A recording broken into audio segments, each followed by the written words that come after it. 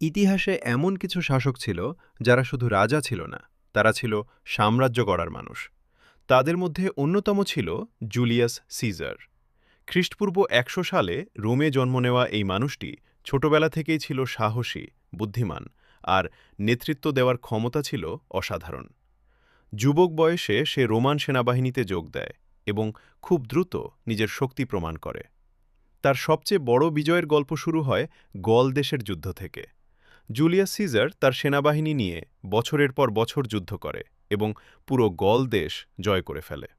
এই বিজয়ের পর রোমে তার নাম হয়ে যায় সবচেয়ে শক্তিশালী সেনাপতি। কিন্তু তার সাহস এখানেই শেষ হয়নি। রোমের নিয়ম ভেঙে সে নিজের সেনাবাহিনী নিয়ে রুবিকন নদী পার হয়। এই ঘটনা ছিল ইতিহাসের সবচেয়ে সাহসী সিদ্ধান্তগুলোর একটি, কারণ এই কাজ মানে ছিল রোমের বিরুদ্ধে যুদ্ধ ঘোষণা করা। তারপর শুরু হয় গৃহযুদ্ধ, আর সেই যুদ্ধে জুলিয়াস সিজার জয়ী হয়। সে রোমের একমাত্র শাসক হয়ে ওঠে, আর মানুষ তাকে বলতে শুরু করে রোমের সবচেয়ে শক্তিশালী নেতা। কিন্তু তার শক্তি অনেকের জন্য ভয়ের কারণ হয়ে যায়। খ্রিস্টপূর্ব ৪৪ সালে তার নিজের বন্ধুরাই তাকে বিশ্বাসঘাতকতা করে এবং সভার মাঝখানে হত্যা করে। মৃত্যুর আগে তার সেই বিখ্যাত কথা, এট টু ব্রুতুস।